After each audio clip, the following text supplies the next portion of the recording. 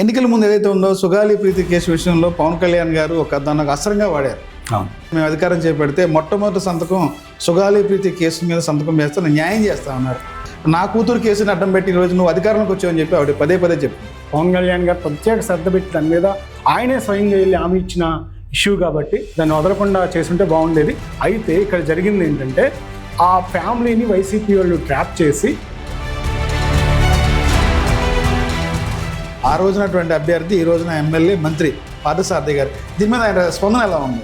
దీని మీద పార్థసారథి గారు సరిగా పట్టించుకోలేదని నేను వ్యక్తిగతంగా భావిస్తా ఉన్నాను. ఈరోజు రాజకీయాల్లో విలువలు లేని మాట్లాడతారంటే అదొక నిదర్శనం. అలా అని ఎక్కడా కూడా వాళ్ళు పేపర్ ప్రకటన కూడా రెండు కుటుంబాలు కలిసి సోషల్ మీడియా ట్రోల్ అవుతుంది. మంత్రి గారు మీరే మాకు న్యాయం చేయండి, ఇదే మా జీవనాధారం అని చెప్పి సోషల్ మీడియా ట్రోల్ అవుతుంది. దానిలో ఆ వీడియో తర్వాత నెక్స్ట్ వీడియోలో కూడా మీరు ఉన్నారు, మీకు కూటమి ప్రభుత్వం ఉంది, మీకు అన్యాయం జరగదు, న్యాయం జరుగుతుందని చెప్తున్నారు. కిషోర్ ఎవరైతే ఉన్నాడో లింగమనేని కిషోర్ మన అందరికీ తెలుసు, నూజివీడులో అయినా చెయ్యని పనులు లేవు. దాచుకోవటమే పనిగా ఉంది కూటమి ప్రభుత్వం వచ్చాక. గత ప్రభుత్వం మీరు పదే పదే గుంతలున్న రోడ్లు గుంతలు ఉన్నాయి, కనీసం రోడ్డు మీద ట్రావెల్ చేస్తే బళ్ళు పాడవుతుందని చెప్పి కూడా మనుషుల ఆరోగ్యాలు దెబ్బతిని చెప్పి పెద్ద ఉద్యమం చేశారు. చాలా రోడ్లు వర్కులు పూర్తయినాయి. నూజివీడు నుంచి మైలవరం రోడ్డు ఈ మధ్యకాలం ఇప్పుడు వెళ్ళారా మీరు? వెళ్ళాను. ఎలా ఉంది రోడ్? ఎలా మీరు చాలా దారుణంగా ఉంది వాస్తవం. అది ఈ 18 నెలల కాలంలో రాష్ట్ర ప్రభుత్వం చేసిన అప్పు ఎంత తెలుసా మీకు? తెలియదు. 4 సంవత్సరాల్లో చేసినటువంటి జగన్మోహన్ రెడ్డి అప్పు ఎంత చేసిందో సేమ్ అదే అమౌంట్ కుటుంబ ప్రభుత్వం 18 నెలలు చేసిన అప్పు. గత ప్రభుత్వం ప్రజల మీద బడ్డెన్ వేస్తూ అప్పులు చేసింది. ఈ ప్రభుత్వం ప్రజల మీద బడ్డెన్ వేయకుండా పబ్లిక్లో అయితే కొన్ని విమర్శలు అయితే ఉన్నాయి పవన్ కళ్యాణ్ గారి మీద. డిప్యూటీ సీఎం అయిన తర్వాత రాష్ట్రంలో మహిళల మీద అఘాయిత్యాలు జరుగుతుంటే కనీసం స్పందించే పరిస్థితి లేదు పవన్ కళ్యాణ్ గారు అని చెప్పి అంటారు. పవన్ కళ్యాణ్ గారు అడ్రస్ ఎక్కడని అంటారు, ఏం చెప్తారు దాని గురించి? ఆయన కొన్ని పరిమితులు ఉన్నాయి, ఆ పరిమితులు లోబడి దాన్ని ఆయన శాఖల మించి కూడా ఆయన పనిచేస్తారు. సార్ ఇప్పుడు గతానికి ఇప్పుడు పోస్తే లాండ్ ఆర్డర్ ఎలా ఉంది రాష్ట్రంలో? వైసీపీ ప్రభుత్వంలో నా ఒక్కడి మీదే 10 కేసులు ఉన్నాయంటే గత 5 సంవత్సరాల్లో.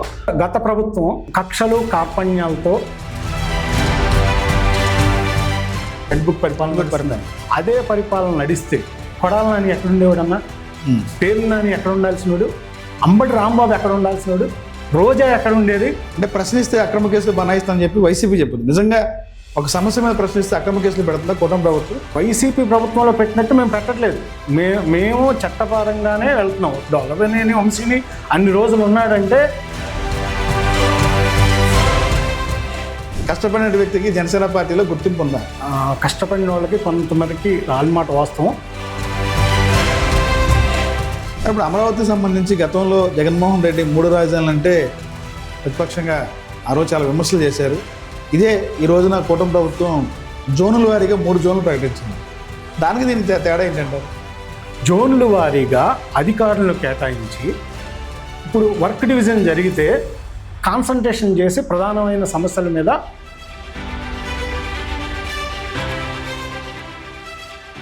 మరి ఇప్పుడు గతంలో మీ మీద కొన్ని ఆరోపణలు వచ్చినాయి, కొంత మీడియాలో కూడా ట్రోల్ అయింది. శివరామకృష్ణ అంటే పార్టీ సిద్ధాంతాన్ని నమ్ముతాడా, కులాన్ని కమ్ము కాస్తాడు? మా అధినేత చెప్పిందే నేను పాటించాను. అక్కడ మూత్ర విసర్జన చేస్తే మనం కేసు ఏం పెట్టాలి? మూత్ర విసర్జన చేసి జెండాను అవమానపరిచాడు, మా పార్టీని అవమానపరిచాడు అని చెప్పి మనం కేసు పెట్టాలి. అంతేగాని అక్కడ లేని అతన్ని తీసుకొచ్చి అక్రమ కేసు, SC/ST అట్రాసిటీ కేసు. అదే పిఠాపురంలో మీరు చెప్పిన పిఠాపురంలో పవన్ కళ్యాణ్ గారి కాన్స్టిట్యున్సీలో పిఠాపురంలో దళితుల బహిష్కారం జరుగుతుంది, కనీసం స్పందించిన పరిస్థితి లేదు. కళ్యాణ్ గారు హెలికాప్టర్ ఉపయోగించరు. మనందరం కూడా చూసాం ఆయన సంపాదనను కూడా ఈరోజు పేదలకి పిఠాపురంలో అనాథల పిల్లలకి ఇస్తున్న పరిస్థితిని మనం చూస్తున్నాం. అదే పిఠాపురంలో ఒక స్కూల్లో, ప్రభుత్వ పాఠశాలలో SC పిల్లల స్కూల్ మాస్టారు మాట్లాడిన తీరు మీద ఎలా స్పందిస్తారు? Welcome to S4 media. నేను మీరు రాజ్ కమల్ పాటి. ఈరోజు మన ప్రత్యేక అతిథి సమస్య ఎక్కడుంటే నేను అక్కడ ఉంటానని చెప్పి ప్రజల కోసం, ప్రజా సమస్యల కోసం పోరాడి సమస్య దగ్గరే ఒక ఆందోళన చేసి అధికారులతో స్పందించి ఆ సమస్య పరిష్కారం అయ్యేంత వరకు కూడా పోరాట పట్టినటువంటి నాయకుడు ఆయన ఎవరో కాదు, జనసేన పార్టీ ఉమ్మడి కృష్ణా జిల్లా అధికార ప్రతినిధి మరీదు శివరామకృష్ణ గారు మనతో పడతారు. సార్ నమస్కారం. నమస్కారం సార్, ఎలా ఉన్నారు? శివరామకృష్ణ గారు బాగున్నాను. అరేంటి గత గవర్నమెంట్లో సమస్య ఎక్కడుంటే అక్కడికి వెళ్ళిపోయేవాళ్ళు, ఆందోళన చేసేవాళ్ళు, అది పరిష్కారం అయ్యేంత వరకు కూడా పెద్ద ఫైట్ చేశారు. మీరు కోరుకున్నటువంటి సమాజం ఇప్పుడు కూటమి ప్రభుత్వం వచ్చిన తర్వాత మీరు కోరుకున్న విధంగా ఉందా? ఈ ప్రభుత్వం వచ్చిన ఈ 18 నెలల్లో ప్రజలు ముఖ్యంగా ఏదైతే వైసీపీ ప్రభుత్వంలో ఫేస్ చేశారో ఇష్యూస్, కనీస వసతులు లేక ఇబ్బంది పడ్డారు, సంక్షేమ పథకాలు అర్హులకు కాకుండా వాళ్ళ పార్టీ రిప్రజెంటేటివ్కి ఇవ్వటం, ఇవన్నీ ఏవైతే ఉన్నాయో అవి కూటమి ప్రభుత్వంలో జరగట్లేదు. ఎవరైతే నిజమైన అర్హులు ఉన్నారో వాళ్ళకి సంక్షేమ పథకాలు అందుతున్నాయి. ఎవరో రెఫరెన్స్లు కాకుండా డైరెక్ట్ ఎవరైతే అర్హులు అప్లై చేసుకుంటున్నారో వాళ్ళకి అందుతున్నాయి. అలాగే మౌలిక వసతులకు సంబంధించి రోడ్లు కావచ్చు, అట్లాగే ఏదైనా మంచినీరు వసతి, అట్లాగే గ్రామాల్లో డ్రైనేజీలు, ఇవన్నీ కూడా ప్రభుత్వం వర్క్ చేస్తుంది. అట్లాగే మా ప్రభుత్వం ఏదైతే సూపర్ 6 పథకాలు చెప్పిందో అవన్నీ కూడా ఇంప్లిమెంట్ చేస్తుంది. కొంతవరకు వైసీపీతో పోల్చుకుంటే చాలా బెటర్గా సంక్షేమ పథకాల మీద ప్రభుత్వం గత ప్రభుత్వం మీరు పదే గుంతలున్న రోడ్లు గుంతలు ఉన్నాయి, కనీసం రోడ్డు మీద ట్రావెల్ చేస్తే బళ్ళు పాడవుతుందని చెప్పి కూడా మనుషుల ఆరోగ్యాలు దెబ్బతిని చెప్పి పెద్ద ఉద్యమం చేశారు. ఇవాళ ఎలా ఉంది పరిస్థితి? నూజివీడు ప్రధానంగా మనం ఈ ఇష్యూస్ మీద ఫైట్ చేసింది రాష్ట్ర వ్యాప్తంగా జనసేన పార్టీ అధినేత పవన్ కళ్యాణ్ గారి పిలుపు మేరకు రాష్ట్ర వ్యాప్తంగా జరిగినాయి. మనం నూజివీడులో కూడా చేసింది ప్రధానంగా నూజివీడు విజయవాడ రోడ్డు కావచ్చు, నూజివీడు టౌన్లో రోడ్లు కావచ్చు, రూరల్ ప్రాంతాల వీటి మీద ఏదైతే పార్థసారథి గారు ఎమ్మెల్యేగా మంత్రిగా బాధ్యతలు స్వీకరించిన తర్వాత వీటి మీద కాన్సన్ట్రేషన్ చేశారు. చాలా రోడ్లు వర్కులు పూర్తయినాయి. అట్లాగే గ్రామాల్లో కూడా అంతర్గత రోడ్లు కూడా పూర్తి చేశారు. సిమెంట్ రోడ్లు వేశారు, తార్ రోడ్లు వేస్తున్నారు. మిగిలినవి కూడా మిగిలిన కాలంలో పూర్తి చేస్తారు. నూజివీడు నుంచి మైలవరం రోడ్ ఈ మధ్యకాలం ఇప్పుడు వెళ్ళారా మీరు? వెళ్ళాను. ఎలా ఉంది రోడ్? ఎలా ఉంది అప్పటికి ఇప్పుడు? ఆ రోడ్డు మన నియోజకవర్గం వరకు బాగానే ఉంది, అక్కడి నుంచి మైలవరం వరకు బాగాలేదు. అది కూడా ఆంధ్రప్రదేశే కదా? ఆంధ్రప్రదేశే. చాలా దారుణంగా ఉంది వాస్తవం అది. దాని మీద మన ఈ మధ్య మైలవరం ఎమ్మెల్యే గారు కూడా అమౌంట్ శాంక్షన్ చేసినట్టు చూశాను నేను. అది కూడా వర్క్ కూడా ప్రాసెస్ అవుతుంది. సార్, కూటమి ప్రభుత్వం అధికారికి వచ్చిన తర్వాత సూపర్ 6 అమలు ఈ 18 నెలల కాలంలో 90% అమలు చేసామని చెప్పి పార్టీలో ఉన్నటువంటి ప్రభుత్వంలో ఉన్న పెద్దలు చెప్తున్నారు. ఒక పక్క చంద్రబాబు గారు కానీ, పవన్ కళ్యాణ్ గారి, లోకేష్ గారు చెప్తున్నారు. కానీ గ్రౌండ్ లెవెల్లో రియాలిటీ ఎలా ఉంది? రియాలిటీ అయితే ఆ విధంగా లేదు. ఎలా ఉంది? దాన్ని ఏం స్పందిస్తారు? సో ఇప్పుడు ప్రభుత్వం ఏదైతే సూపర్ 6 పథకాలు పెట్టిందో అవన్నీ కూడా మీరే చెప్పారు 90% అమలు చేస్తున్నారు. అమలు చేసామని చెప్పి చంద్రబాబు గారు చెప్పారు. చంద్రబాబు గారు చెప్తున్నారు, పవన్ కళ్యాణ్ గారు చెప్తున్నారు, లోకేష్ గారు చెప్తున్నారు. వాస్తవం అమలు చేశారు. అయితే ప్రభుత్వం మీద, కూటమి ప్రభుత్వం మీద ప్రజలు చాలా ఎక్కువ ఆశలు పెట్టుకున్నారు. ఈ ప్రభుత్వాన్ని, వైసీపీ యొక్క అరాచక పాలనని అంతమొదించిన తర్వాత కూటమి ప్రభుత్వం మీద ప్రజలు చాలా చాలా ఆశలు పెట్టుకుని ప్రభుత్వాన్ని గెలిపించారు. ఆ ఆశల మేరకు ప్రభుత్వం రీచ్ అవ్వాల్సిన అవసరం ఉంది. ఇప్పుడు వరకు సూపర్ 6 పథకాలని, ఇప్పుడు ఏదైతే మన మహిళలకి ఆర్టీసీ ఉచిత ప్రయాణం కావచ్చు, లేకపోతే మనకి ఇంకా ప్రభుత్వం ఆటో కార్మికులకు కావచ్చు, రైతులకు కావచ్చు, ఉద్యోగాలకు సంబంధించి కావచ్చు, అయితే అన్నీ చేస్తుంది ప్రభుత్వం. 1 by 1 అన్నీ కంప్లీట్ చేస్తాయి. కానీ హోప్స్ ఎక్కువ ఉన్నాయి ప్రజల్లో, వాటిని రీచ్ అవ్వడానికి నెక్స్ట్ కాలంలో. ఉద్యోగులు కూడా ఇప్పుడు చాలా మంది, కొన్ని వర్గాల్లో కొంతమంది అసంతృప్తి వ్యక్తం చేస్తున్నారు. ఇంకా మాకు డిఏలు పెండింగ్ ఉన్నాయి, 4 డిఏలు పెండింగ్ ఉన్నాయి, రేపు జనవరి వస్తే 5వ అని చెప్పి అంటున్నారు. అదే అన్న, నేను ఇందాక చెప్పాను, చాలా కూటమి ప్రభుత్వం మీద ఉద్యోగస్తులు, విద్యార్థులు, యువత, లేకపోతే నాన్ టీచింగ్ ఎంప్లాయీస్ కావచ్చు, అందరూ అసంఘటిత కార్మిక వర్గం చాలా హోప్స్ పెట్టుకున్నారు. ఆ హోప్స్ రీచ్ అవ్వడానికి ప్రభుత్వం ఇంకా పనిచేయాల్సిన అవసరం ఉంది. మన గత ప్రభుత్వం ఏదైతే ఇప్పుడు ఖజానా ఖాళీ చేసి వెళ్ళిన పరిస్థితి, అప్పులులో నుంచి ప్రభుత్వాన్ని నడిపిస్తున్నారు చంద్రబాబు నాయుడు గారు. ఆయన విజన్ ఇదంతా కూడా మనకు తెలుసు. ఖచ్చితంగా ఆ ఇబ్బందులన్నీ కూడా ప్రభుత్వం సాల్వ్ చేసి ముందుకెళ్ళి. ఈ 18 నెలల కాలంలో రాష్ట్ర ప్రభుత్వం చేసిన అప్పు ఎంత తెలుసా మీకు? తెలియదండి. ఈ 18 నెలల కాలంలో రాష్ట్ర ప్రభుత్వం కరెక్ట్గా 4 సంవత్సరాల్లో చేసినటువంటి జగన్మోహన్ రెడ్డి అప్పు ఎంత చేసిందో సేమ్ అదే అమౌంట్ కూటమి ప్రభుత్వం ఈ 18 నెలలు చేసిన అప్పు. అది సంక్షేమ పథకాలు మరి అమలు చేయాలంటే ఖచ్చితంగా అప్పు చేయాల్సిన అవసరం ఉంది. అయితే ప్రజల మీద బడ్డెన్ వేయకుండా ప్రభుత్వం చేస్తుంది. ఇది ఎక్కడ కూడా ప్రభుత్వం ప్రజల మీద బడ్డెన్ వేయట్లా. గత ప్రభుత్వం ప్రజల మీద బడ్డెన్ వేస్తూ అప్పులు చేసింది. ఈ ప్రభుత్వం ప్రజల మీద బడ్డెన్ వేయకుండా అప్పులు చేస్తుంది. అట్లాగే గత ప్రభుత్వ కార్యాలయాలని తాకట్లు పెట్టి అవన్నీ కూడా మనం చూసాం. ఈ ప్రభుత్వం అలాంటిది లేకుండా ముందుకెళ్తుంది. సార్, ఇప్పుడు మన ఏదైతే ఉన్నారో పవన్ కళ్యాణ్ గారు ఎన్నికల ముందు ప్రజలకు చాలా హామీలు ఇచ్చారు. ఆడపిల్లల మీద ఏదైనా అఘాయిత్యం పాల్పడినే చెయ్యాలంటే అదే వాళ్ళకి చివరి రోజు అన్నారు. గతంలో డిప్యూటీ సీఎం అవ్వక ముందు ఈ రోజున డిప్యూటీ సీఎం హోదాలో ఉన్నారు. కేంద్ర రాష్ట్ర ప్రభుత్వాల్లో ఒక కీరోలుగా ఉన్నారు పవన్ కళ్యాణ్ గారు. రాష్ట్రంలో లాండ్ ఆర్డర్ ఎలా ఉంది, మహిళల భద్రత అంటే ఎలా ఉంది, ఏం చెప్తారు మీరు? ఆంధ్రప్రదేశ్ రాష్ట్రంలో హోమ్ మినిస్టర్ అనిత గారు బాధ్యతలు స్వీకరించాక, లేకపోతే పవన్ కళ్యాణ్ గారు ఏదైతే ఎన్నికల ముందు చెప్పారో ఆ విధంగానే ఎక్కడ ఆడపిల్లలకు అన్యాయం జరిగినా ప్రభుత్వం రెస్పాండ్ అవుతుంది. డైరెక్ట్ హోమ్ మినిస్టరే అక్కడికి ఫీల్డ్కి వెళ్ళి విచారణ చేసి వాళ్ళని పట్టుకుని యాక్షన్ తీసుకునే దానిలో ప్రభుత్వం కీలక పాత్ర పోషిస్తుంది. ఒకటికి రెండు అన్ని చోట్ల ప్రభుత్వం స్పాంటేనియస్గా అప్పటికప్పుడు రిజల్ట్ రాకపోయినా దాని మీద జరుగుతూ ఉంది. ఇప్పుడు ఎక్కడైనా కానీ రాష్ట్రంలో జరుగుతుంది. జరిగిన దగ్గర వాళ్ళకి బాధితులకు న్యాయం చేసేదానికోసం పవన్ కళ్యాణ్ గారు కూడా ప్రత్యేక శ్రద్ధ పెట్టి హోమ్ మినిస్టర్ గారిని కొంత గైడ్ చేయడంలో కానీ అన్నీ కూడా పాటిస్తున్నారు. ఖచ్చితంగా మహిళలకి ఎక్కడ అన్యాయం జరగకుండా ప్రభుత్వం చర్యలు తీసుకుంటుంది. అంటే పబ్లిక్లో అయితే, మా వ్యక్తిగతం అయితే కాదు, పబ్లిక్లో అయితే కొన్ని విమర్శలు అయితే ఉన్నాయి పవన్ కళ్యాణ్ గారి మీద. డిప్యూటీ సీఎం అయిన తర్వాత రాష్ట్రంలో మహిళల మీద అఘాయిత్యాలు జరుగుతుంటే కనీసం స్పందించే పరిస్థితి లేదు పవన్ కళ్యాణ్ గారు అని చెప్పి అంటారు. పవన్ కళ్యాణ్ గారు అడ్రస్ ఎక్కడని అంటారు, ఏం చెప్తారు దాని గురించి? పవన్ కళ్యాణ్ గారి అడ్రస్ మంగళగిరి పార్టీ ఆఫీసే. అక్కడ రాష్ట్రంలో ఎక్కడ అన్యాయం జరిగినా ప్రశ్నించే గొంతుగా గతంలో పవన్ కళ్యాణ్ గారు ఉన్నారు. ఇప్పుడు ప్రభుత్వంలో డిప్యూటీ సీఎంగా ఉన్నారు. సీఎం కాదు, డిప్యూటీ సీఎంగా ఉన్నారు. ఆయన కొన్ని పరిమితులు ఉన్నాయి. ఆ పరిమితులకు లోబడి దాన్ని ఆయన శాఖలకు మించి కూడా ఆయన పనిచేస్తున్నారు. అది కూడా ప్రజలు అర్థం చేసుకుంటున్నారు. ఇప్పుడు ఆయనకి ఇచ్చిన శాఖల్లో ఆయన రిజల్ట్ చూస్తే అది మనకు తెలిసేది. ఎన్నికల ముందు ఏదైతే ఉందో సుగాలి ప్రీతి కేసు విషయంలో పవన్ కళ్యాణ్ గారు దాన్ని ఒక అస్త్రంగా వాడారు. అవును, మేము అధికారం చేపడితే మొట్టమొదటి సంతకం సుగాలి ప్రీతి కేసు మీద సంతకం చేస్తే నేను న్యాయం చేస్తామన్నారు. దాదాపు 18 నెలల కాలం అయింది. ఈ మధ్యకాలంలో కూడా సుగాలి ప్రీతి తల్లి ఆవిడ కూడా ప్రెస్ మీట్ పెట్టింది. పవన్ కళ్యాణ్ కనీసం నాకు కలిసే అవకాశం కూడా ఇవ్వలేదు, ఎటువంటి న్యాయం చేయలేదు, నా కూతురు కేసుని అడ్డం పెట్టి ఈరోజు నువ్వు అధికారంలోకి వచ్చావని చెప్పి ఆవిడ పదే చెప్పింది.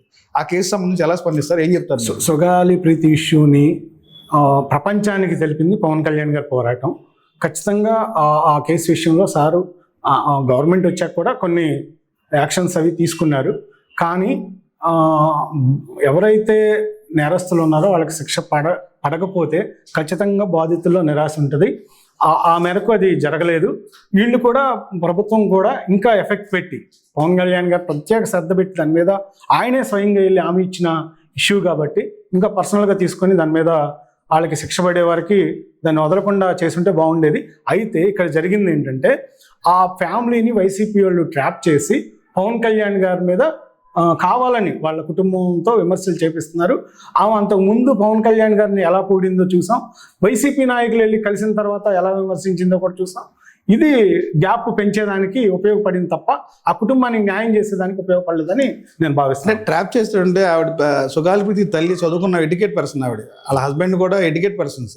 చదువు లేని వాళ్ళు అయితే ఏదన్నా మాటలు చెప్తే దాన్ని బట్టి దానికి ట్రాప్ లో లోబడి విమర్శించాలి అవకాశం. నేను కూడా చెప్పేది ఏంటంటే వాళ్ళకి న్యాయం జరగని మాట వాస్తవం, అసంతృప్తితో ఉన్న మాట వాస్తవం.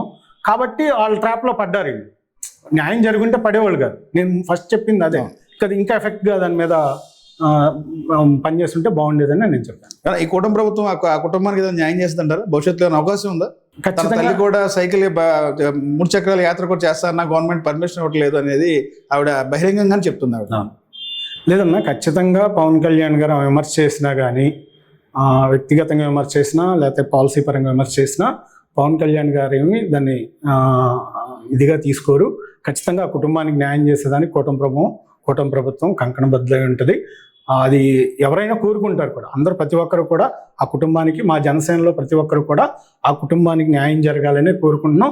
మేము కూడా ఇంకా జరగనందుకు మాలో కూడా కొంత బాధ ఉంది. ఖచ్చితంగా కుటుంబానికి న్యాయం జరగాలి. సార్, ఇప్పుడు గతానికి ఇప్పుడు పోలిస్తే లాండ్ ఆర్డర్ ఎలా ఉంది రాష్ట్రంలో? పక్క వైసీపీ ఏమో రాక్షస పాలన నడుస్తుందని చెప్పి అంటది. అప్పటికప్పుడు ఎలా ఏం చెప్తారు మీరు? గతంలో మీరు వైసీపీ మీద గతంలో అనేక కేసులు ఎదుర్కొన్నారు, చాలా ఇబ్బంది పడ్డారు. కేసుల పరంగా కూడా ఇప్పటికే గత గవర్నమెంట్లు మీ మీద ఎన్ని కేసులు నమోదైంది? గత ప్రభుత్వంలో నా మీద 10 కేసులు పెట్టారన్న. అన్ని కూడా ప్రజా సమస్యల మీద పోరాటాలు చేసే సందర్భంగా పెట్టినాయి. వ్యక్తిగత కేసులు ఏం లేదు. వ్యక్తిగత అసలు మొత్తం ఉన్న కేసులన్నీ కూడా ధర్నాలు, నిరాహార దీక్షలు, రాస్తారోకలు చేసామనో, ఎంఆర్ఓ ఆఫీసుల దగ్గర ధర్నా, ఈ కేసులే. మల్లవల్లి రైతుల ఇష్యూస్, ఇట్లా ఇష్యూస్ మీద ఫైట్ చేసినాయి తప్ప వ్యక్తిగతంగా ఒక్క కేసు కూడా నా మీద లేదు. అయితే గత ప్రభుత్వం కక్షలు కార్పణ్యాలతో ఎవరైతే ప్రజా సమస్యల మీద ప్రశ్నిస్తున్నారో, ఎవరైతే అణగారిన వర్గాల, బలహీన వర్గాల గొంతుగ్గా ప్రభుత్వాన్ని ఇబ్బంది పెడుతున్నారో వాళ్ళ మీద కక్షలు కట్టి కేసులు పెట్టారు. ఇప్పుడు ఎక్కడా కూడా ప్రభుత్వం కక్షలు పెట్టి ఎక్కడా కేసులు కట్టట్లా.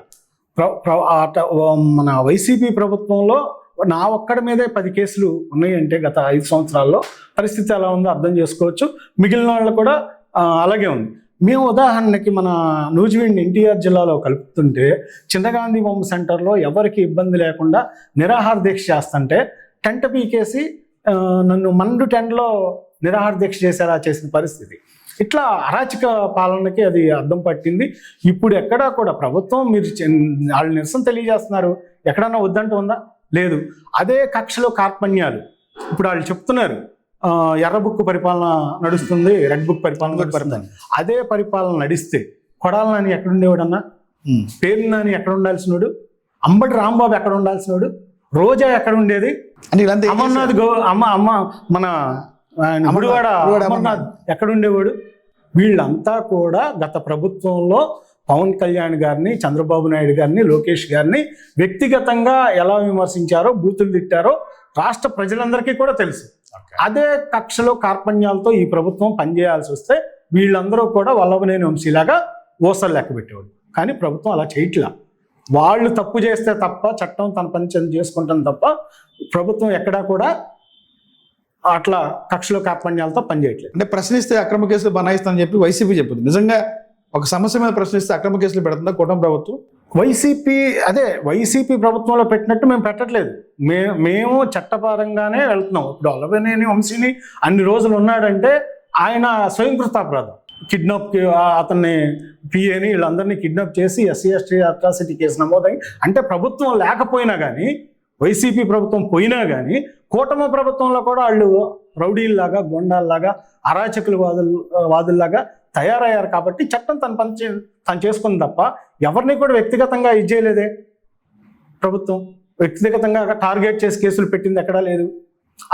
వాళ్ళంతటా వాళ్ళు ఏదన్నా తప్పు చేస్తే చట్టం తను చేసింది తప్ప ఎక్కడా కూడా అలాంటివి చేయట్లేదు. అంటే ఇప్పుడు రాష్ట్రంలో కూటమి ప్రభుత్వం అధికారంలో ఉంది, 3 పార్టీలు కలిసి ఉన్నాయి. అంటే హై స్థాయిలో అయితే కనుక 3 పార్టీలు చాలా స్ట్రాంగ్గా ఉన్నాయి. కింద గ్రౌండ్ లెవెల్లో చూస్తే పరిస్థితి ఎలా ఉంది? అంటే కొన్ని చోట్ల టీడీపీ వర్సెస్ జనసేన అని చెప్పి ఉండే, కొన్ని చోట్ల భౌతికంగా దాడులు జరుగుతుంది. దీని మీద ఎలా స్పందిస్తారు? ఈ సమస్య ఏమన్నా, ఇట్లాంటి సమస్యలు మీ దృష్టిగా ఏమన్నా వచ్చినాయా? ఏమన్నా వస్తే అధిష్టానం దృష్టికి ఎలా తీసుకెళ్తారు? మీరు చెప్పింది వాస్తవం. పైన బాగా యూనిటీగా పనిచేస్తున్నారు. అయితే అలాయ్ బలాయ్ అని అనుకుంటున్నారు. పవన్ కళ్యాణ్ గారు కానీ, చంద్రబాబు గారు కానీ, పవన్ కళ్యాణ్ గారు ఇద్దరు అనుకుంటున్నారు. కానీ కింద గ్రౌండ్ లెవెల్లో ఆ పరిస్థితి లేదు. కింద మీరు చెప్పిన ఇబ్బందులు ఉన్నాయి. అయితే ప్రభుత్వం దృష్టికి ఎప్పుడు, పార్టీ దృష్టికి ఎక్కడైతే ప్రభుత్వ పరంగా వస్తున్న ఇబ్బందులు, సంక్షేమ పథకాల్లో ఒకరికి ఎక్కువ రావచ్చు, లేకపోతే మా వాళ్ళకి అన్యాయం జరగచ్చు, కొన్ని చోట్ల మాకు న్యాయం జరగచ్చు, అట్లా బీజేపీ వాళ్ళకి అన్యాయం జరగచ్చు, అట్లా జరుగుతున్న పరిస్థితిని ఖచ్చితంగా ప్రభుత్వ పరంగా ఏదైతే జరుగుతున్నాయో వాటిని పార్టీ పెద్దల దృష్టికి తీసుకెళ్తాం జరుగుతుంది. పార్టీ డైరెక్షన్ ఇస్తుంది. వాటికి అనుగుణంగా గ్రౌండ్ లెవెల్లో సర్చ్ చేసుకొని పనిచేస్తున్నాం.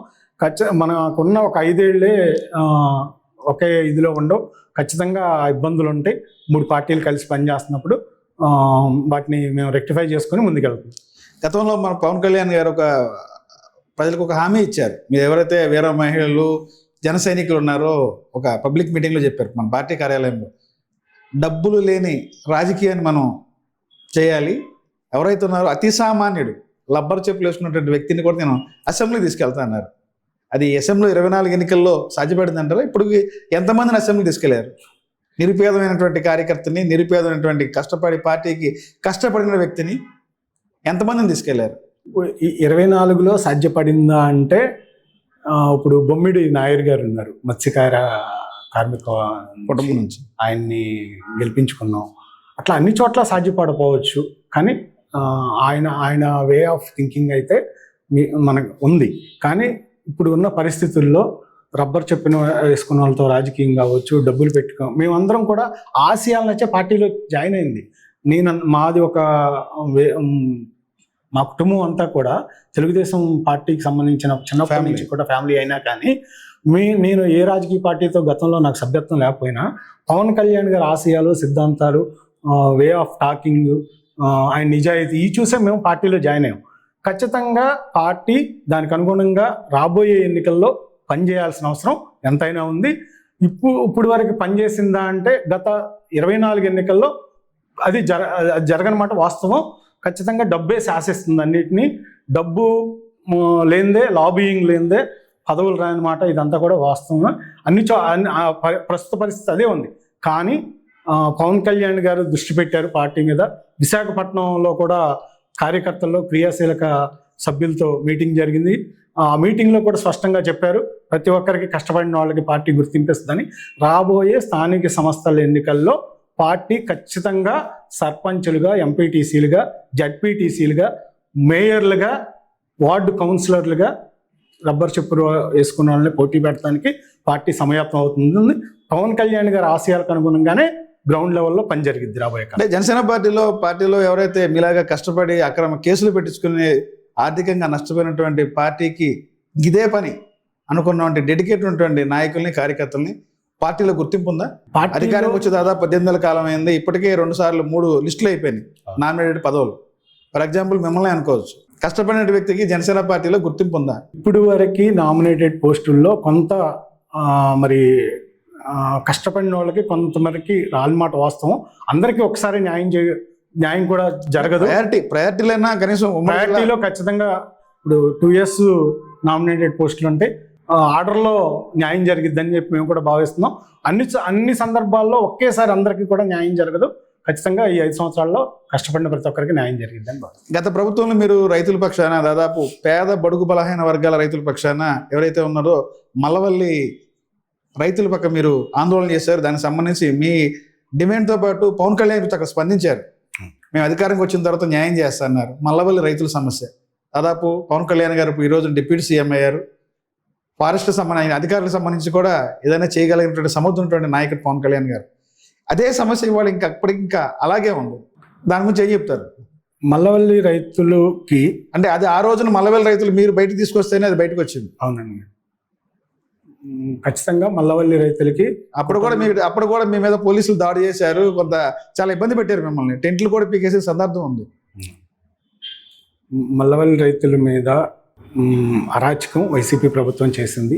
ఆ క్రమంలో మేము పెద్ద ఎత్తున 115 రోజులు అక్కడ పోరాడిన సందర్భంలో రైతులు 5 మీద అటెంప్ట్ టు మర్డర్ కేసులు పెట్టి లాఠీ చార్జ్ చేసి 15 రోజులు నోజువీడ్ సబ్ జైల్లో పెట్టిన దాని మీద పవన్ కళ్యాణ్ గారి దృష్టికి తీసుకెళ్తే ఆ ఇష్యూ మీద పవన్ కళ్యాణ్ గారు స్పందించి మల్లవల్లి భూముల్లోకి వచ్చి చివరి రైతు వరకు నష్టపరిహారం అందే వరకు జనసేన పార్టీ అండగా ఉంటుందని చెప్పి ప్రామిస్ చేశారు. అయితే మీరు చెప్పింది వాస్తవం అన్న, ప్రభుత్వం వచ్చిన తర్వాత వాళ్ళకి న్యాయం జరగని మాట వాస్తవం. వాళ్ళు కూడా ఇప్పటికి 7 సార్లు పార్టీ ఆఫీస్కి వెళ్ళారు. పవన్ కళ్యాణ్ గారిని పార్టీ ఆఫీస్కి వెళ్తే పట్టించుకునే పరిస్థితి లేదని చెప్పి ఆ రైతులే ఆవేదన వ్యక్తం చేశారు. పవన్ కళ్యాణ్ గారిని కలపమని చెప్పి అడిగారు. అక్కడ ఉన్నటువంటి పార్టీ నాయకుల్ని రిక్వెస్ట్ చేశారు. వీళ్ళు వెళ్ళిన టైంలో పవన్ కళ్యాణ్ గారు లేకపోవటం కొన్ని సందర్భాల్లో జరిగింది. అట్లాగే ఒకసారి పవన్ కళ్యాణ్ గారు కలిశారు, ఆగస్టు 15వ తారీఖు కలిశారు. అప్పుడే స్పాట్లో మన కృష్ణా జిల్లా కలెక్టర్ గారికి కూడా ఆయన ఫోన్ చేయడం జరిగింది. ఆయన స్వాతంత్ర దినోత్సవ వేడుకల్లో ఉండి ఫోన్ అటెంప్ట్ చేయలేదు. ఆ తర్వాత ఫాలోఅప్ పెట్టారు. ఫాలోఅప్ పెట్టి కలెక్టర్ గారికి దానికి సంబంధించి మొత్తం కూడా మేము ఏదైతే రిప్రజెంటేషన్ ఇచ్చామో అది నా పేరుతోనే ఇచ్చాం. నా పేరుతో ఇచ్చిన రిప్రజెంటేషన్ కృష్ణా జిల్లా కలెక్టర్ గారికి పంపించారు. కృష్ణా జిల్లా కలెక్టర్ గారి దగ్గర నుంచి నాకు ఎండార్స్మెంట్ వచ్చింది. మేము నష్టపరిహారం అందరికీ ఇచ్చేసాము, మేము ఎవరికి ఇచ్చే పని లేదని చెప్పి రావటం జరిగింది. మళ్ళీ ఆ ఫైల్ క్లోజ్ అయ్యింది అని చెప్పి వచ్చింది. నాకు ఎండార్స్మెంట్ నా పేరుతోనే పంపించారు, మా ఇంటికి పోస్టల్ అడ్రస్ ద్వారా వచ్చింది. మళ్ళీ దాన్ని నేను పార్టీ పెద్దలకి ఎట్లా చెప్పారు, మనం హామీ ఇచ్చాం, దీని మీద మనం న్యాయం చేయాల్సిన అవసరం ఉంది, వీళ్ళంతా కూడా మన మీద ఆశలు పెట్టుకున్నారు, లేకపోతే వీళ్ళంతా ఆత్మహత్యలు చేసుకునేవాల్సిన పరిస్థితిలో ఉన్న రైతుల్ని పవన్ కళ్యాణ్ గారి హామీ వాళ్ళని బతికించింది, మనం వీళ్ళకి న్యాయం చేయాల్సిన అవసరం ఉందని చెప్పి మళ్ళీ నేను పెట్టడం జరిగింది. అయితే ఈ రోజు వరకు కూడా పవన్ కళ్యాణ్ గారిని కలవటానికి రైతులు డైరెక్ట్గా ఒకసారి మాత్రం ఆయన డైరెక్ట్ మాట్లాడిన మాట వాస్తవం. తర్వాత ఇది జరిగిన తర్వాత మాత్రం కలవలేదు. మొన్న కూడా ఒక 3 రోజులు రైతులు వెళ్ళి చల్లో అక్కడే ఉన్నారు. ఆ సందర్భంలో కూడా పవన్ కళ్యాణ్ గారు కలవలేదు.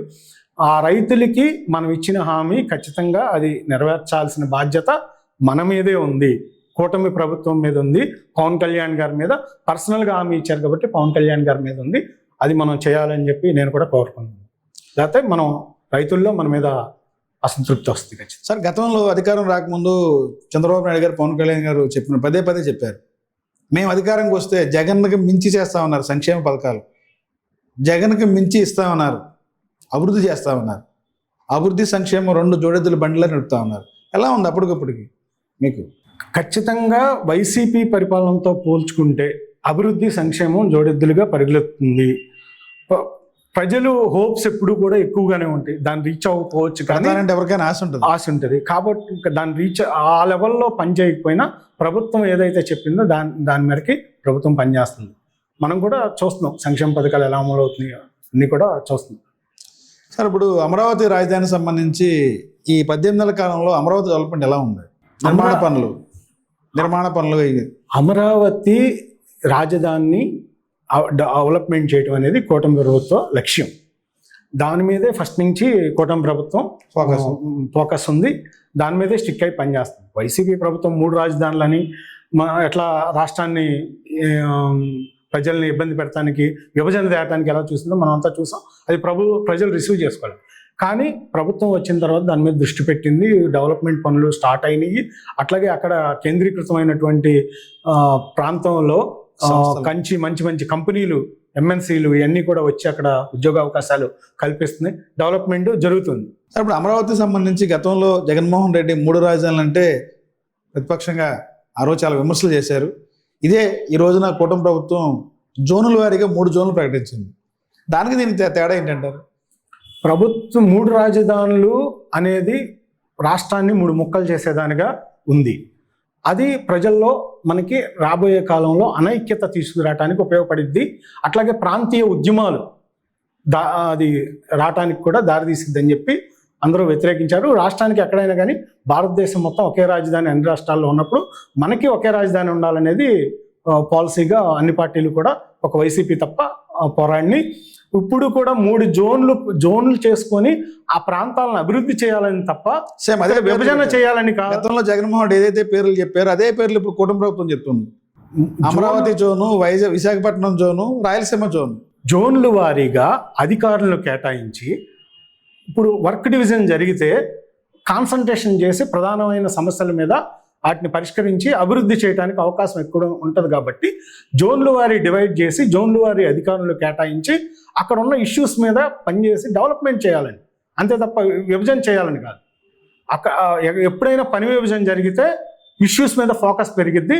అక్కడ ఉన్నటువంటి రోడ్లు కావచ్చు, మౌలిక వసతులు కావచ్చు, ఇష్యూస్ మీద డెవలప్మెంట్ చేయడానికి బాగుంటుంది అనేదే ప్రభుత్వ ఆలోచన.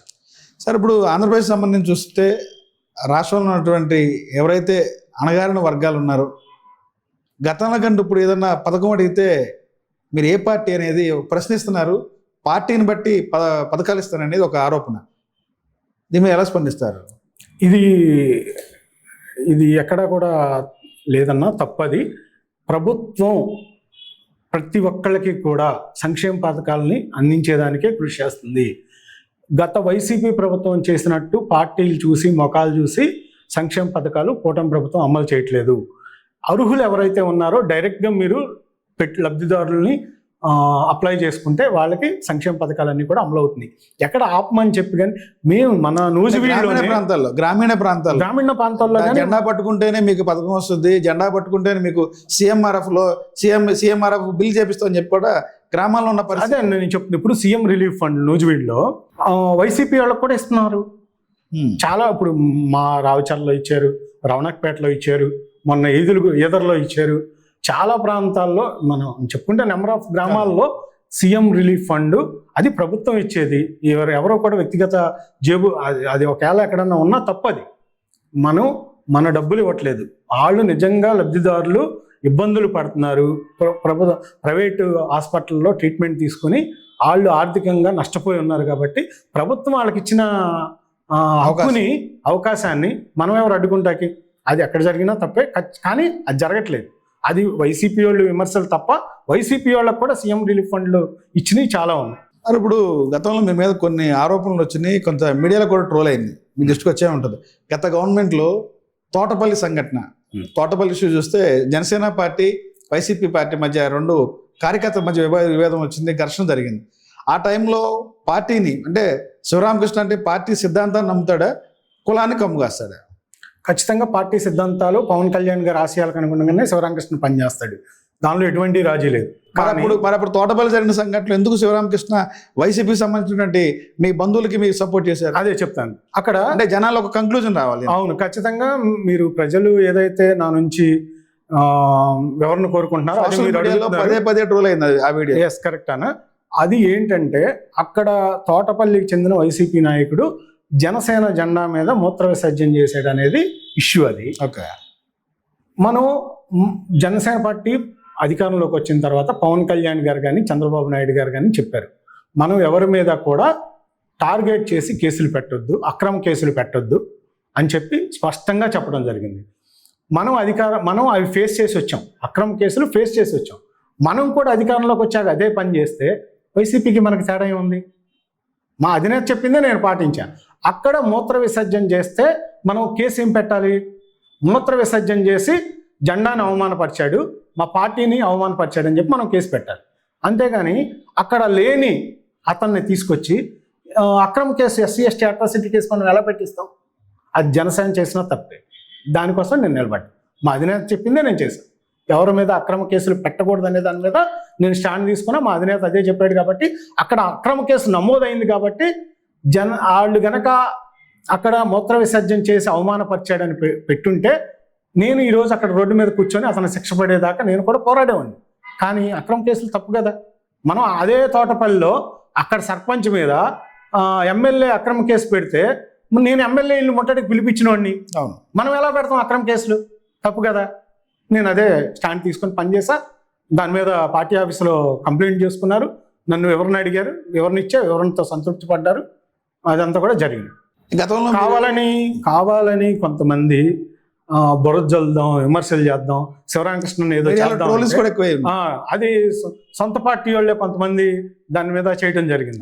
అక్కడ ఏదైనా చేసింది కూడా మా జనసేన వాళ్ళే చేశారు. ఎక్కడ కూడా నేను పార్టీ లైన్ తప్పి పని చేయను, పార్టీ లైన్లోనే పనిచేస్తాను.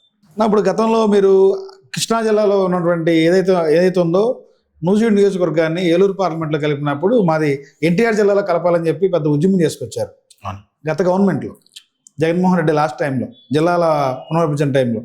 మరి ఈ రోజున మీ పార్టీ అధికారంలో ఉంది, కూటమి ప్రభుత్వం అధికారంలో ఉంది.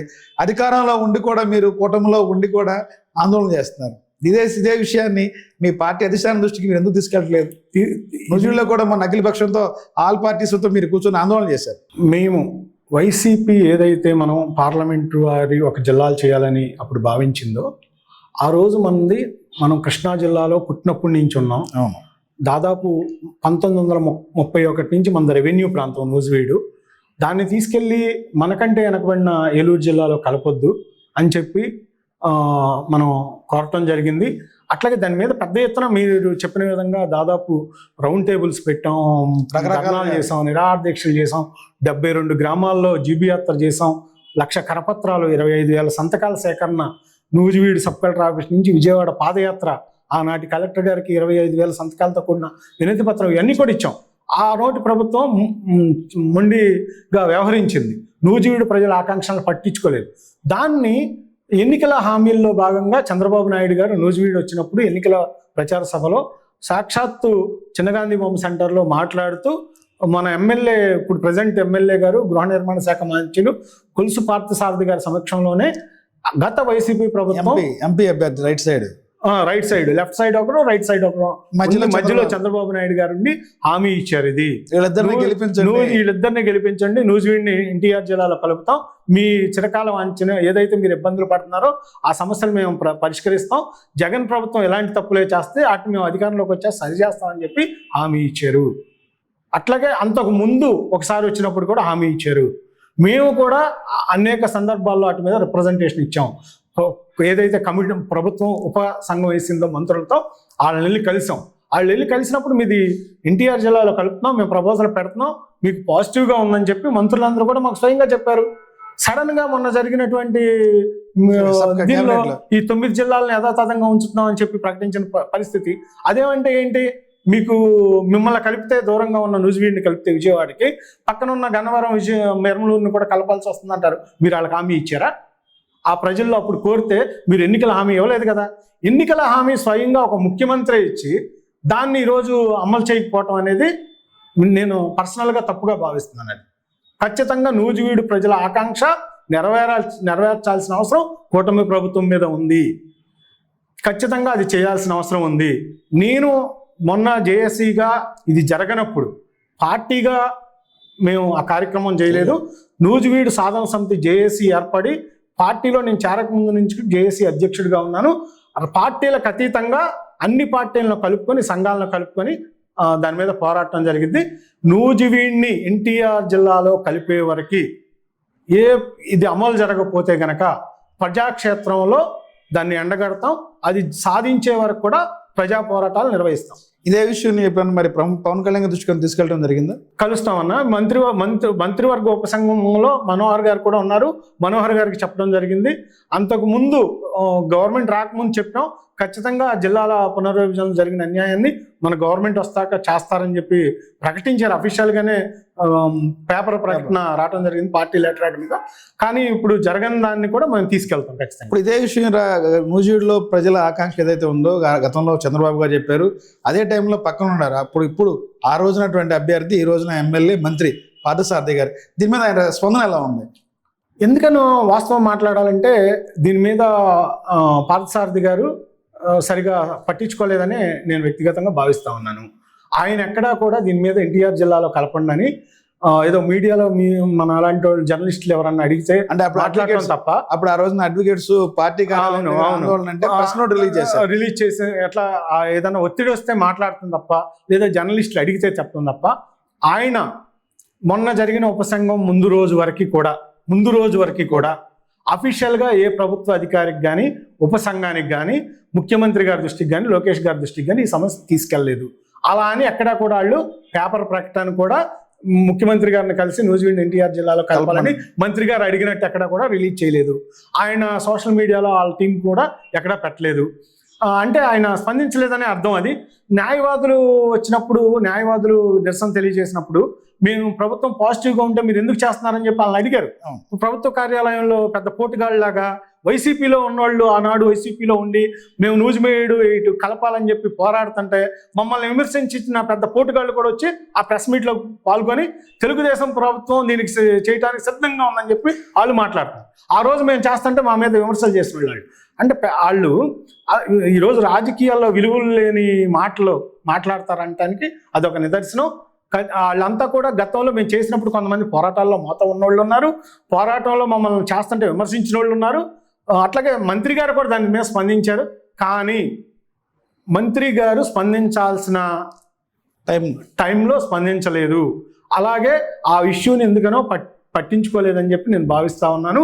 అట్లాగే ఆయన ఎన్నికల టైంలో ఒక మాట చెప్పాను, నూజివీడులో ప్రతి ఎన్నికలో గ్రామాన తిరుగుతూ నేను నూజివీడు పెద్ద పాలేరుగా పనిచేయడానికి వస్తున్నానని చెప్పారు.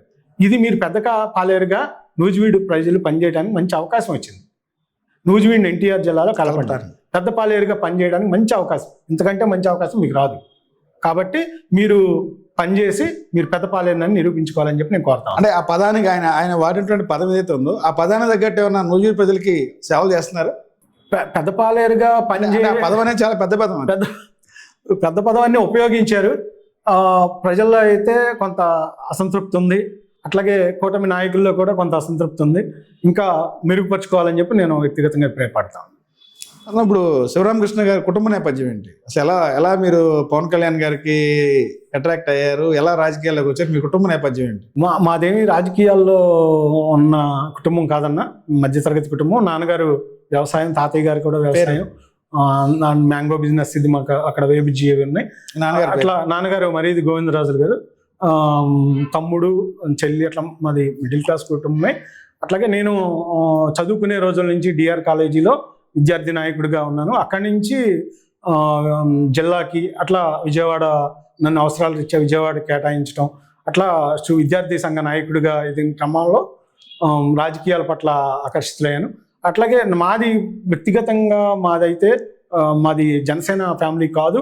అట్లాగే నన్ను పార్టీలోకి వస్తున్నప్పుడు కూడా ఎందుకురా మన సామాజిక వర్గం అంతా కూడా తెలుగుదేశంలో ఉంది, మన దాని తర్వాత కొంత సామాజిక వర్గం మెజార్టీ వైసీపీలో ఉంది, నువ్వెందుకు జనసేనలోకి వెళ్తున్నావు అని చెప్పి నన్ను విమర్శలు చేశారు, వద్దన్నారు.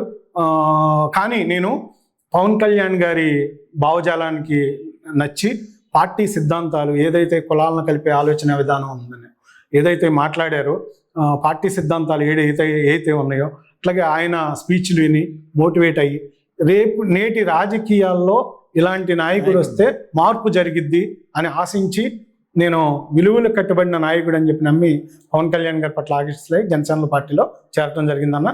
పార్టీ కూడా నేను నమ్మి వచ్చినందుకు అతి తక్కువ కాలంలో నూజివీడులో ఇప్పుడు పార్టీ పెట్టినప్పటి నుంచి పనిచేస్తున్న వాళ్ళు మీకు చాలా మంది తెలుసు. వాళ్ళందరికీ కూడా ఏ పదవులు రాకముందు నన్ను నమ్మి పార్టీ జిల్లా అధికార ప్రతినిధి ఆనాడే ఇవ్వడం జరిగింది.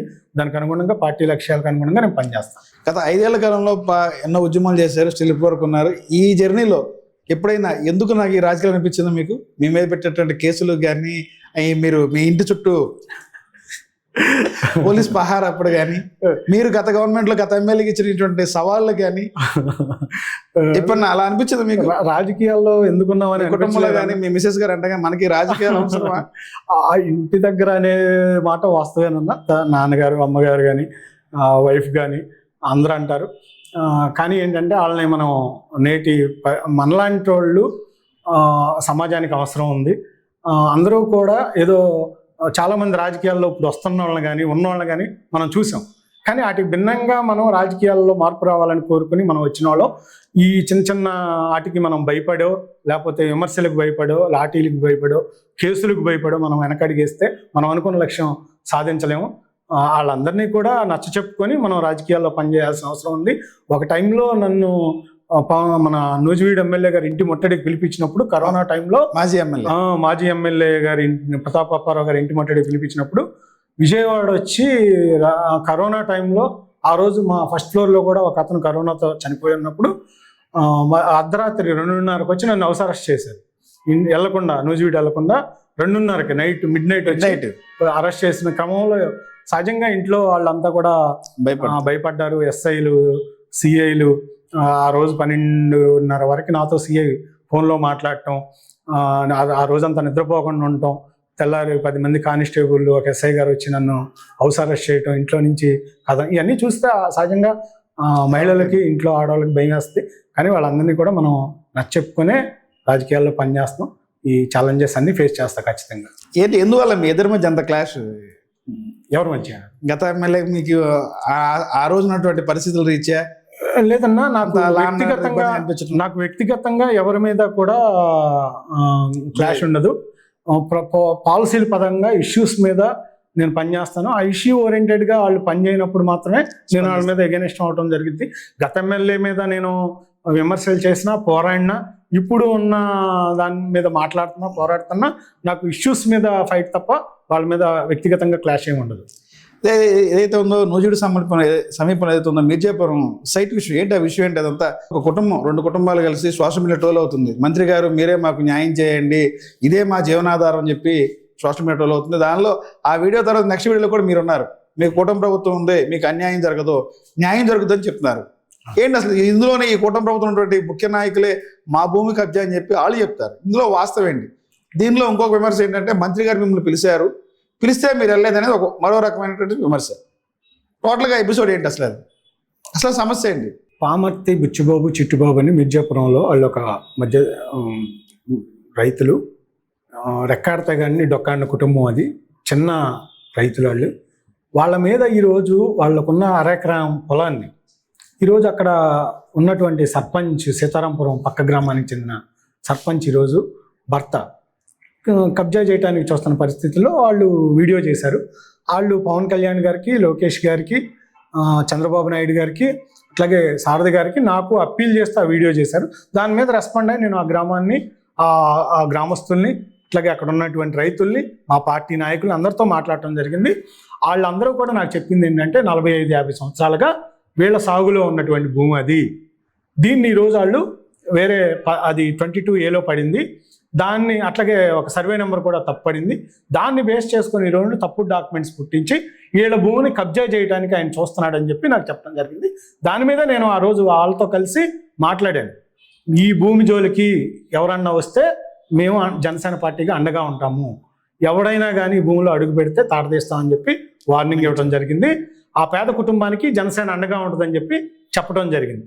ఆ తర్వాత అది వీడియో వైరల్ అయిన తర్వాత నాకు మంత్రి గారు ఫోన్ చేసిన మాట వాస్తవం. ఫోన్ చేశారు, అది ఇష్యూ ఏంటని చెప్పి అడిగారు. నేను చెప్పాను. చెప్తే డాక్యుమెంట్స్ ఉన్నాయా అని చెప్పి అడిగారు. ఇట్లా తప్పు పడింది, వాళ్ళ పొలం ఉన్న ప్లేస్లో సర్వే నెంబర్ రాలేదు, వాళ్ళ సర్వే నెంబర్ ఉన్న చోట వాళ్ళ పొలం లేదని చెప్పి చెప్పడం జరిగింది. కిషోర్ ఎవరైతే ఉన్నాడో, లింగమనేని కిషోర్, మన అందరికీ తెలుసు నూజివీడులో అయినా చెయ్యని పనులు లేవు. దాచుకోవటమే పనిగా ఉంది కూటమి ప్రభుత్వం వచ్చాక. అంతకుముందు వైసీపీ ప్రభుత్వం ఎక్కడ ఉన్నాడో, ఏం దోచుకున్నాడు, ఆయన చైన ఇది లేదు, వ్యాపారం లేదు, లిక్కర్ వ్యాపారం దగ్గర నుంచి మట్టి ఇసుక ఏం లేదు, అన్నీ చేస్తున్నాడు. కానీ ఆయన ఏంటి ఏదన్నా అంటే మంత్రి గారి పేరు చెప్పి ఈరోజు భయపెడుతున్న పరిస్థితి మనం చూస్తున్నాం. వీళ్ళని కూడా మంత్రి గారి పేరు చెప్పి భయపెట్టి ఆ భూమిని లాక్కోవాలని చెప్పి చూసిన పరిస్థితుల్లో నేను అండగా ఉన్నాను.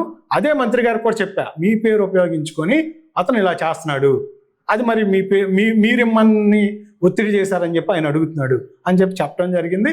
ఆయన గారు కూడా గ్రామాన్ని విజిట్ చేశారు, బాధితులతో మాట్లాడారు. కలెక్టర్ గారి దృష్టికి తీసుకెళ్తానని, నాతో అయితే కలెక్టర్ గారి దృష్టికి తీసుకెళ్తానని చెప్పి చెప్పడం జరిగింది. ఇప్పుడు గతంలో పవన్ కళ్యాణ్ గారు ఏదైతే ఉందో, మనం పార్లమెంట్లో కానీ అసెంబ్లీలో కానీ జనసేన లేదు కనుక ఈరోజు మనం ఏం మాట్లాడలేకపోతున్నాం అన్నారు. విశాఖ సంబంధించి ఇదే ఈ రోజునటువంటి కూటమి ప్రభుత్వం పార్లమెంట్లో కీ రోల్గా ఉంది పవన్ కళ్యాణ్ గారి పరిస్థితి. ఎందుకు ఈ రోజున వైజాగ్ స్టీల్ గురించి కూటమి ప్రభుత్వం సంబంధించిన నాయకులు ఎందుకు స్పందించట్లేదు, పవన్ కళ్యాణ్ గారు ఎందుకు స్పందించట్లేదు? విశాఖ స్టీల్ ప్లాంట్ ప్రైవేటీకరణకు వ్యతిరేకంగా పవన్ కళ్యాణ్ గారు ప్రతిపక్షంలో ఉండగా కూడా అక్కడ పెద్ద సభ పెట్టి ఆనాడు ప్రధానమంత్రి గారికి అలాగే అమిత్ షా గారికి వీళ్ళందరికీ కూడా దాని మీద రిప్రజెంటేషన్స్ ఇవ్వడం జరిగింది. అనేక సందర్భాల్లో ప్రైవేటీకరణ వద్దని చెప్పి చెప్పడం జరిగింది. ప్రభుత్వం దాని మీద, కేంద్ర ప్రభుత్వం దాని మీద స్టీల్ ప్లాంట్ని ప్రైవేటీకరణ, ఉద్యోగులు తీసేస్తున్నా, ప్రైవేటీకరణ చేసినా పవన్ కళ్యాణ్ గారు స్పందించట్లేదు అనేది ప్రత్యేక ఒక విమర్శ. ఇప్పుడు విమర్శలు చేస్తూ ఉంటారు, ఆరోపణలు చేస్తూ ఉంటారు, వాస్తవాన్ని కూడా మనం తెలుసుకోవాల్సిన అవసరం ఉంది. దాని మీద ప్రైవేటీకరణ మీద కేంద్ర ప్రభుత్వం ఇప్పుడు ఏం చేయట్లేదు. దాని మీద ఏదైనా స్టెప్ తీసుకున్నప్పుడు పవన్ కళ్యాణ్ గారు స్పందించకపోతే మనం అనాల్సిన అవసరం ఉంది.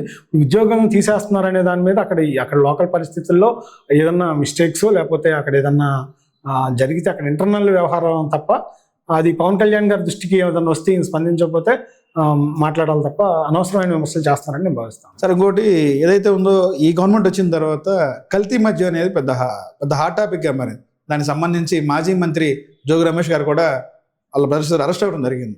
అసలు ఈ ప్రభుత్వంలో, గత ప్రభుత్వంలో కల్తీ మద్యం అనేది జరగలేదు. ఇప్పుడు ఈ ప్రభుత్వం వచ్చిన తర్వాతే కల్తీ మద్యం తాగి చాలా మంది చనిపోయారు, దానికి బాధ్యత కూటమి నాయకులు అని చెప్పి వైసీపీ చెప్పింది.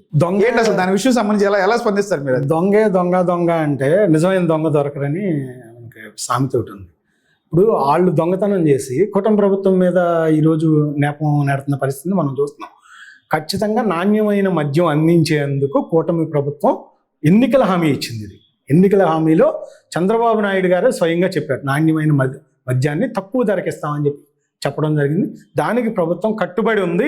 ప్రభుత్వం ఇప్పుడున్న కూటమి ప్రభుత్వం వైన్ షాపులు కానీ బార్లు కానీ మేము నడపట్లేదే. వైసీపీ హయాంలో ఎవరు నడిపారు? ప్రభుత్వం నడిపింది. అప్పుడు ఏదైతే బ్రాండ్లు ఉన్నాయో వాటి పేర్లు కూడా ఎవరికి తెలియదు. ఎవరు తీసుకొచ్చారు ఆ బ్రాండ్లన్నీ మార్కెట్లోకి? అప్పుడు ఎవరు చనిపోయిందంతా ఎవరు? సామాన్యులే కదా, అణగారిన వర్గాలు, బలహీన వర్గాలే, పేదలే కదా. డబ్బున్నాడు ఎవరు చచ్చిపోలేదు. ఇప్పుడు కూటమి ప్రభుత్వంలో ఎవరు చనిపోలేదే. కల్తీ మద్యం అప్పుడు ఏర్లైపోయింది కల్తీ మద్యం. అసలు మీరు ఏ బ్రాండ్ తెస్తున్నారో ఎవరికి తెలియని పరిస్థితి ఉంది. అప్పుడు ఆ కేసులోనే కదా అప్పుడు చేశారనే కదా ఈరోజు జోగి రమేష్ గారు కానీ వాళ్ళ తమ్ముడు గారు కానీ అరెస్ట్ అయింది. వాళ్ళే తప్పులు చేసి ఈరోజు కూటమి ప్రభుత్వం మీద బురద జల్లుతున్న పరిస్థితిని మనం చూస్తున్నాం. సార్, ఇప్పుడు జగన్మోహన్ రెడ్డి గారు పదే చెప్తారు, ఇక్కడికే కళ్ళు మూస్తే 18 నెలలు అయిపోయింది, వచ్చేది మన ప్రభుత్వం అంటారు. నిజంగా జగన్మోహన్ రెడ్డి మళ్ళీ అధికారం వచ్చి పరిస్థితుంది అంటారు? ఓ పక్క పవన్ కళ్యాణ్ గారు 15 ఏళ్ళు మనమే ఉండాలి, రాష్ట్ర అభివృద్ధి మనతోనే సాధ్యం ఏం చెప్తారు? ప్రతి సమావేశంలో చెప్పే మాట ఇది జగన్మోహన్ రెడ్డి గారు, వచ్చేది మన ప్రభుత్వం అని. ఆయన కళ్ళు మూసుకొని ఉంటాడన్న, అలా ధ్యానంలో ఉంటా ఇంకా వచ్చేస్తుంది, 5 సంవత్సరాలు ఇంకా వచ్చేస్తుంది అని అలా గడుపుతుంటాడు. ఈలో 15 సంవత్సరాలు మేము ప్రభుత్వం పని తీరులో మళ్ళీ గెలుస్తూ 15 సంవత్సరాలు పూర్తి చేసుకుంటాం. పవన్ కళ్యాణ్ గారు కూటమి ప్రభుత్వానికి అండగా ఉన్నంత కాలం ఈ ప్రభుత్వం వెంటుక వైసీపీ పీకలేదు. ఓకే, వాళ్ళు గెలవటం అనేది అసంభవం. వాళ్ళు కలలు కంటం తప్ప అది వాస్తవంలో జరగదు. మూడు పార్టీలు కలిసి ఉన్నంత కాలం ఈ ప్రభుత్వానికి కానీ ఈ 3 పార్టీలకి డోకా లేదు. ఖచ్చితంగా 15 సంవత్సరాలు అధికారంలో ఉంటాం. మేమే ఆంధ్రప్రదేశ్ని అభివృద్ధి చేస్తాం. జన సైనికులకి, వీర మహిళలకి, ప్రతి నాయకులకు కూడా పవన్ కళ్యాణ్ గారిని సీఎంగా చూడాలనేదే ప్రతి ఒక్కరి కోరిక. రేపు రాబోయే 29 ఎన్నికల్లో పవన్ కళ్యాణ్ గారు మీ నాయకులు, కార్యకర్తల కోరిక తీరొద్దంటారా? 3 పార్టీలు కలిసి పోటీ చేస్తున్నాయి. ఖచ్చితంగా అప్పుడు ఎన్నికల తర్వాత పార్టీ పెద్దలంతా కూడా కూర్చొని సీఎం కోరిక నెరవేరుద్ది అంటే చాలా మా కోరిక అదే. జనసేనలో కానీ జనసైనిక ప్రతి ఒక్కరి కోరిక అదే. అంటే మీరేమో సీఎం అవ్వాలని మీరు కోరుకుంటున్నారు, ఆయనేమో చంద్రబాబు నాయుడు గారి దగ్గర నేను ఇంకా తెలుసుకోవాలని ఆయన చెప్తారు. అదేం లేదు, ఆయన ఖచ్చితంగా నిజాయితీగా తెలియని అంశాన్ని లేకపోతే తెలియని విషయాన్ని తెలుసుకోవడానికి ఆయన ప్రయత్నం చేస్తారు. అదేం దాచుకోరు కూడా, చెప్పేస్తారు ఓపెన్గా. ఈ విషయంలో నాకు అనుభవం లేదు, నేను తెలుసుకుంటున్నానని చెప్పేస్తారు. అంత నిజాయితీగా ఒప్పుకునే నాయకుడు ఎవరున్నారు ఈ రోజుల్లో? అది రాంగ్గా ప్రజలు కొంతమంది అర్థం చేసుకుంటున్నారు తప్ప ఆయన తెలియని దాన్ని తెలుసుకుంటూ ప్రభుత్వం శాఖల మీద అన్నిటి మీద అనుభవాన్ని ఘటిస్తున్నారు. ఖచ్చితంగా ప్రజల ఆకాంక్షలు, జన సైనికులకు ఆకాంక్షలకు అనుగుణంగా రాబోయే కాలంలో ఆయన సీఎంగా చూస్తాం. సార్, ఇప్పుడు మీరు అధికార ప్రతినిధిగా ఉన్నారు. పార్టీ పరంగా స్పష్టంగా ఒక చిన్న క్వశ్చన్ అయితే చెప్పాలి. డిప్యూటీ సీఎం అనేది, డిప్యూటీ అనేది ఒక హోదా తప్ప దానికి పెద్ద ప్రత్యేకించి అధికారాలు ఏమి ఉండవు. అంటే నా వెర్షన్ కాదు, అది వైసీపీ వెర్షన్ మాట్లాడేది. అధికారాల హోదా అనేది ఉండదు.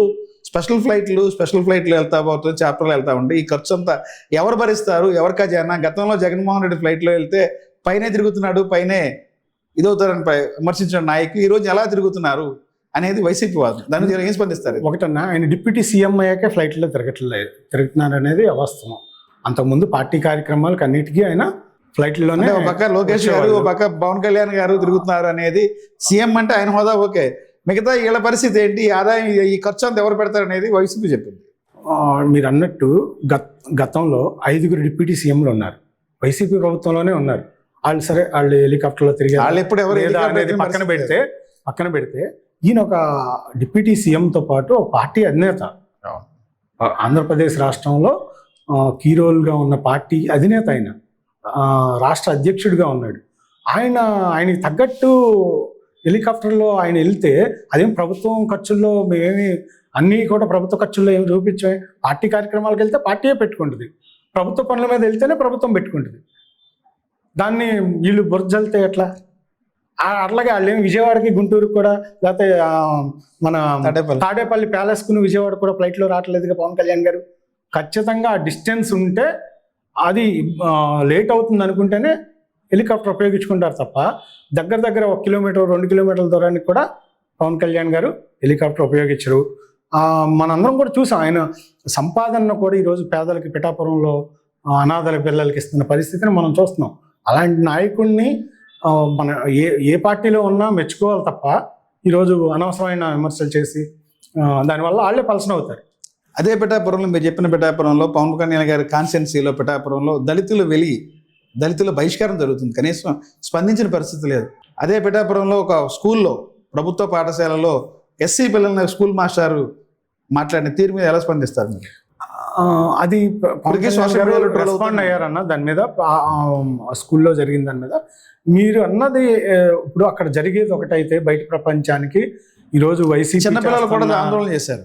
వైసీపీ చేస్తున్న ప్రచారం, వాళ్ళని ఏదో ఒకటి, వాళ్ళని పవన్ కళ్యాణ్ అక్కడ ఏదో ఒకటి ఇష్యూస్ క్రియేట్ చేసి పవన్ కళ్యాణ్ గారి మీద వర్జల్లాలని చూస్తాం తప్ప అక్కడ జరుగుతుంది ఒకటి, పవన్ కళ్యాణ్ గారి మీద చేస్తుంది ఒకటి. ఇప్పుడు అంతకుముందు ఎస్సీలకు సంబంధించి ఏదైతే మీరు బహిష్కరణ అన్నారో దాని మీద వెంటనే స్పందించారు, పార్టీ నాయకులను పంపించారు, ప్రభుత్వ యంత్రాంగాన్ని పంపించారు, అక్కడ ఉన్న ఇష్యూని సాల్వ్ చేశారు. తర్వాత వాళ్ళందరూ కలిసి ప్రెస్ మీట్ పెట్టడం జరిగింది. అట్లాగే ఏదన్నా వచ్చినప్పుడు వాటి మీద రెస్పాండ్ అవుతున్నారు, ఖచ్చితంగా యాక్షన్ తీసుకుంటారు ఏమన్నా పొరపాట్లు జరిగితే. అంటే కూటమి ప్రభుత్వానికి పని తక్కువ, ప్రచారం ఎక్కువ అనేది జగన్మోహన్ రెడ్డి ట్విట్టర్లో ట్వీట్ చేస్తారు. ఎలా స్పందిస్తారు అది? జగన్మోహన్ రెడ్డి చేసింది అదే మేము కూడా చేస్తున్నామంటే ఎట్లా? వాళ్ళు చేసింది అదే, ప్రచారం ఎక్కువ, పని తక్కువ వాళ్ళు చేశారు. ఈరోజు పని చేసుకుంటూ ప్రచారం చేసుకుంటున్నాం మేము. పని చేయకుండా తాడేపల్లి ప్యాలెస్లో పడుకోనైనా పబ్జి గేమ్లు ఆడుకుంటూ ప్రచారం చేసుకుందాం. నిజంగా జగన్మోహన్ రెడ్డి గారు పబ్జి గేమ్ ఆడారు. ఎవిడెన్స్ ఏమైనా ఉన్నాయా? ఉన్నాయి కదా, వీడియోలు కూడా వచ్చినాయి. అప్పుడు వీడియోలు కూడా వచ్చినాయి. లేకపోతే అనవసరం ఇప్పుడు నిప్పులేందే పొగరాదని ఆయన ఆడందే ఆయన ఆడుతుంటే చూడండి ఎవడో చెప్పడు కదా, బయటికి రాదు కదా. ఒక ముఖ్యమంత్రి స్థాయిలో ఉన్న వ్యక్తి ఆడుతున్నప్పుడు ఎవడో ఒకటి చూస్తేనే కదా అది బయటకు వచ్చేది. అది సాధ్యపడుతుంటారు అంటే పబ్జి గేమ్ ఒక ముఖ్యమంత్రి స్థాయిలో ఉన్నటువంటి వ్యక్తి ఆ గేమ్ ఆడే అంత సమయం ఉంటుందా? మీరు చెప్పింది వాస్తవేనన్నా. పని ఉంటే ఒక ఎమ్మెల్యే అంటే ఈ రోజున పర్సనల్ పనులు కూడా కొన్ని సాక్రిఫైస్ చేయాల్సి వస్తుంది. పని ఉంటే మీరు అన్నట్టు ఖచ్చితంగా టైం ఉండదు. పని లేదు కదా, చేయట్లేదు కదా, ఏం చేశారు? ఏం చేయలేదు కదా కాలంలో. లేకపోతే 11 సీట్లు ఎందుకు వస్తాయి? పని చేస్తుంటే 11 సీట్లకు పరిమితం. వైనాట్ 175 అన్నోళ్ళు ఎందుకు ఓడిపోయారు? 150 నుంచి 11 డౌన్ అవడం కారణం ఏంటంటారు వైసీపీ? వాళ్ళ అహంకారం. వాళ్ళు కొవ్వెక్కి కొట్టుకొని అధికారం ఉన్నదన్న ధీమాతో ప్రజలు ఇచ్చిన అధికారాన్ని మంచి చేయటానికి బదులు చీట్ చేయటానికి అధికారాన్ని ఉపయోగించారు. ఏ మంత్రి ఏ ఎమ్మెల్యే ఎవరిని బూతులు తట్టలేదు. వాళ్ళు ఇందాక మనం మాట్లాడుకున్న సంక్షేమ పథకాలని ఎవరైతే లబ్ధిదారులు ఉన్నారో, ఎవరైతే అర్హులు ఉన్నారో వాళ్ళందరికీ వాళ్ళు ఎక్కడిచ్చారు? వాళ్ళు అన్ని ప్రజలు గమనించారు. డీబీటీ ద్వారా కదా పదే చెప్తారు వైసీపీ వాళ్ళు. డీబీటీ ద్వారా బటన్ నొక్కితే వాళ్ళ అకౌంట్ లో వచ్చింది చెప్తారు. అంతా అది మంచి జరిగి ఉంటే దాని ద్వారా వాళ్ళు గెలవాలి కదా. ఈరోజు విద్యార్థులకి గత 5 సంవత్సరాల్లో లాభం జరగలేదు. మీరు యువతకి ఉద్యోగ అవకాశాలు మేము job calendar January 1st release చేస్తామన్నారు. ఒక్క ఉద్యోగ అవకాశాన్ని భర్తీ చేయలేదు. 3 రాజధానుల పేరులో గేమ్ ఆడారు. రాష్ట్రాన్ని అంధకారంలోకి నెట్టారు. మీరున్న కాలంలో ఒక్క పరిశ్రమ రాని పరిస్థితి చూసాము. ఒక కొత్త ఉద్యోగం రాలేదు. రైతుల్ని ఇబ్బంది పెట్టారు. వాళ్ళ పంటకు గిట్టుబాటు ధర రాని పరిస్థితి. రోడ్లు ఎక్కారు, మహిళలు రోడ్లు ఎక్కారు, కార్మికులు రోడ్లు ఎక్కారు. ఈ అంతా మీరు 5 సంవత్సరాల్లో అరాచకం చేయటం వల్ల 11 సీట్లు వచ్చినాయి. మీరు నిజంగా వాళ్ళకి లాభం చేస్తుంటే గెలిపించేవాళ్ళు కదా. సూపర్ 6 ఏదైతే ఉందో కుటుంబ ప్రభుత్వం ఆ రోజున బాగా సోషల్ మీడియా ట్రోల్ అయింది. నీకు 15,000, నీకు 15,000. ఆ 15,000 పథకం ఎందాక వచ్చిందంటారు? ఈ ప్రభుత్వం ఇస్తుంది కదన్నా, ఎవరికి ఇవ్వలేదు. ఎంతమంది అయితే మహిళలకు, ప్రతి మహిళకు 15,000 చొప్పున నీకు 15,000 చెప్పి నిమ్మల రామనాయుడు గారు ఆ రోజున సోషల్ మీడియాలో బాగా ట్రోల్ అవడం జరిగింది. నిమ్మల రామనాయుడు గారు చెప్పింది మహిళలకు కాదన్నా, అది మీరు అంటే అది చదువుకునే పిల్లలకి 18 ఏళ్ళు నిండిన ప్రతి మహిళకు, 60 ఏళ్ళ లోపు ఉన్న ప్రతి మహిళకు 15,000 ఇస్తామని ఆయన చెప్పారు. సాక్షాత్తు ప్రచారంలో జరిగింది. అది పాలకోలు ప్రచారంలో జరిగింది. అది మహిళలకు, విద్యార్థులకు అనుకుంటున్నాను నేను. ఒకసారి ప్రతి మహిళకు ఆడపిల్లలకి. సార్ రేపు రాబోయే స్థానిక ఎన్నికల్లో ఎలక్షన్ పెడితే కనీసం కూటమి అభ్యర్థులకి కూటమి గెలిచే పరిస్థితి లేదని వైసీపీ అంటారు. ఆ ప్రభావం ఉందంటారా? కూటమి వైసీపీ చెప్పినట్టు వాళ్ళు అంటే ప్రజల అసంతృప్తి పెరిగిపోయింది, ఇక ఓటింగ్ మాకే వేస్తారనేది వైసీపీ వాళ్ళు చెప్తారు. అన్న గత స్థానిక సంస్థల్లో మీరు చూశారు, కనీసం నామినేషన్లు కూడా ఏమీ పరిస్థితిని మనం చూసాం. ఇప్పుడు అలా ఉండదు. వాళ్ళు ప్రజాస్వామ్యయుతంగా నామినేషన్లు వేసుకోమని గెలిచేది మాత్రం కూటమి ప్రభుత్వ అభ్యర్థులు గెలుస్తారు. సార్ ఇప్పుడు సింగిల్ లేలో చెప్పాలంటే ఏం చెప్తారు? నారా చంద్రబాబు గారు అంటే ఏం చెప్తారు? విజనరీ లీడర్ అన్న. పవన్ కళ్యాణ్ గారు నిజాయితీపరుడు.